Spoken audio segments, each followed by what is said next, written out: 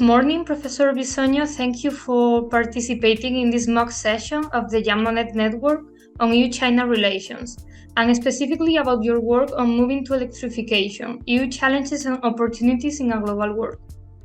Nowadays, everyone is hearing that electrification of transport is a must and that it is important not only for the energy transition, but for well-being as well.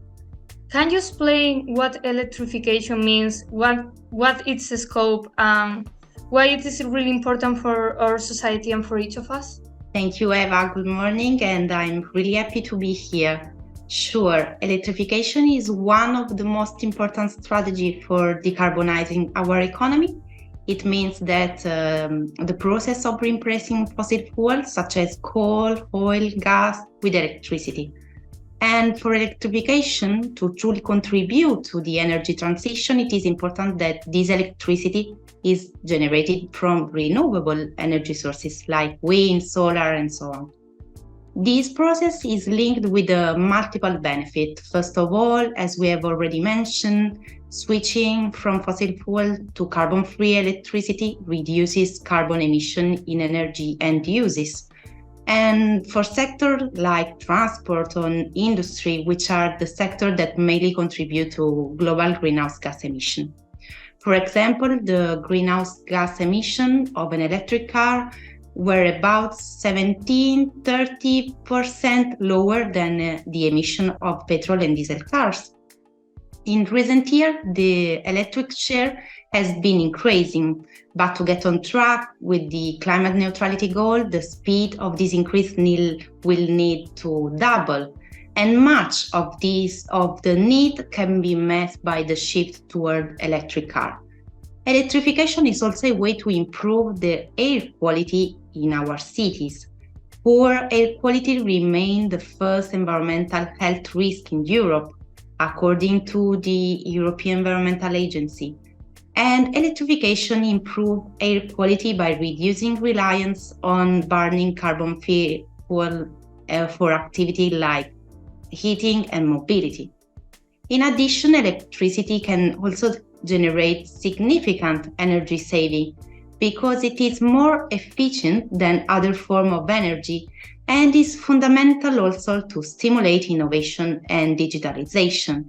We cannot forget that we are facing a double transition, a green and a digital one, and electrification is a key issue for both.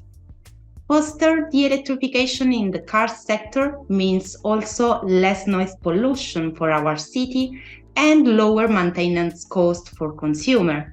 Think, for example, to engine oil change that is no longer necessary for electric car, with considerable saving for the environment, as we have around 170,000 tons of oil to dispose of each year.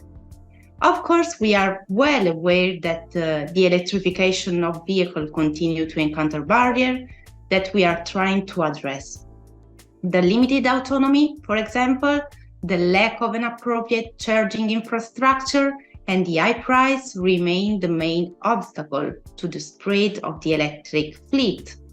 Furthermore, the push for electric vehicle is increasing also the demand for critical material much more than expected. And this can also have some possible repercussion on global trade policies if this sector is not properly regulated. Thank you very much for your answer. Secondly, the electrification of transport is now at the top European Union agenda. What are the most important initiatives right now? Transport has been a priority of the European policy since the Treaty of Rome, but its purpose has evolved over time. Initially, transport was seen as a tool to ensure a fair competition in the EU market, and however, EU transport policy has also addressed other purposes like climate change or environmental protection, becoming one of the most strategic common EU policies. Already in 2011, with a white paper first, and later with the low emission mobility strategy in 2016, the European Commission emphasized the importance of electrification. However, this strategy was not very successful, and the challenge of electrification was postponed also because of delay and cost linked to the technology.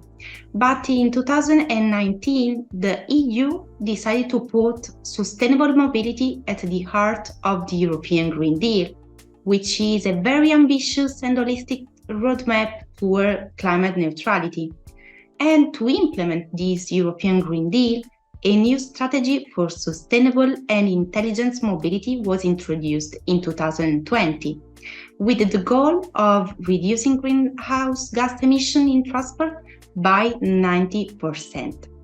The decarbonization of road transport has also been addressed in the Fit for 55 package, adopted in July 2021, which contains several proposals to reach the legally binding target to reduce greenhouse gas emissions by at least 55% by 2030.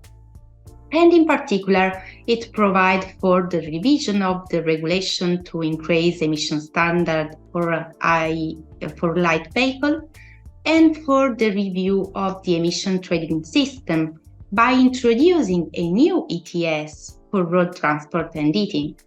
But finally, we cannot forget also the REPowerEU plan, which contains a strategy to reduce Europe's energy dependence on Russia. And it is also an incredible opportunity for finally moving away from fossil fuel, shifting the demand of energy towards cleaner energy sources. You're a tax law researcher, right? Why this topic is related to financial and tax issues? Good question. To accelerate the electrification of vehicles, there are a different kind of measures. There are different measures all over the world, like financial support to vehicle industry, to protect, of course, the competitiveness of our industry, but also public investment in charging infrastructure, and regulation about emission standard, for example, also ban on the sale of internal combustion car. But among these different kind of tools, there is also taxation, because fiscal measure have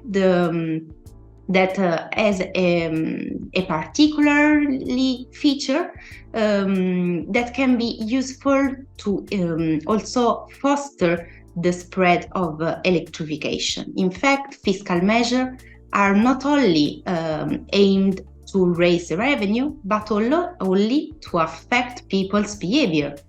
Taxation can increase or reduce the tax burden on vehicles by making them more or less attractive. In particular, the imposition of a high tax burden on internal combustion car or a low tax burden or on low emission or zero emission vehicle allows for a high tax differential between electric car and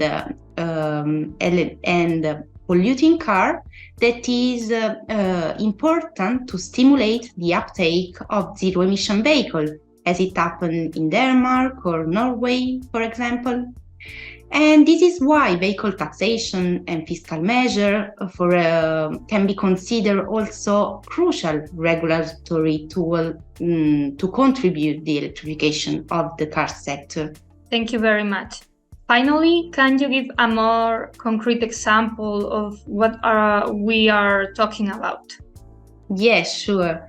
While many European countries, for example, are accelerating to move towards zero emission cars, Spain is lagging behind. And one of the reasons for this delay is the fact that Spain is not exploiting the incentive effect of taxation. Spain, in fact, is one of the European countries with the lowest vehicle taxation.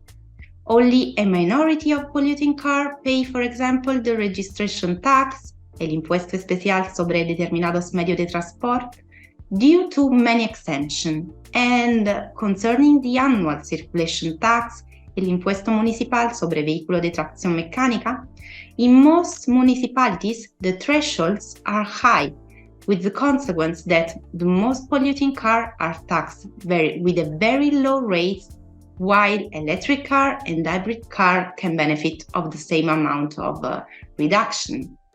In fact, Spain is one of the few EU countries that still favor hybrid car at fiscal level, even though they are highly polluting. And the result is that although hybrid cars are more polluting, the structure of the current tax incentive in Spain favor the purchase of this kind of car over electric car.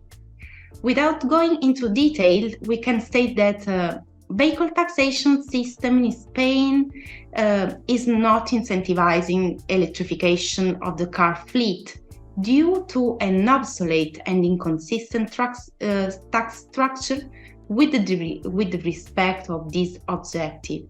Of course, a reform of this structure is needed to achieve a high tax differential between zero-emission vehicle and polluting vehicle, because only by setting this tax differential at a high level, it will be possible to affect consumer behavior, accelerating the deployment of zero-emission vehicle in the EU market and stimulating also the innovation in zero-emission technology in a cost-effective way.